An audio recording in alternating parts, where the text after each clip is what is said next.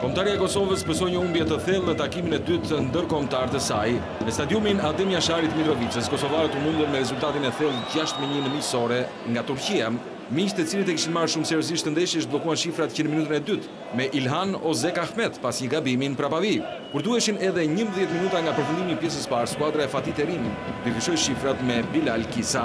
Por një minutë më pas, i vetmi gëzim për Kosovën në këtë ndeshje ishte goli i parë në arenën ndërkombëtare, i shënuar nga Albert Bujaku. Në minutën e 49 të takimit, Olçaj Sahan zuri në befasi portieri Mushica, duke shënuar golin e tretë për miqt. Që nga ky moment gjithçka u bë më e lehtë për turqit, të cilët dominuan tërësisht ndeshjen, duke shënuar edhe 3 gola të tjerë. Në minutat 54 dhe 71, radha i erdhi Mustafa Pektemek të shënonte dopjet në këtë ndeshje, ndërsa 4 minuta nga fundi nga pika e bardhë Potuk vulosi shifrat përfundimtare 6-1.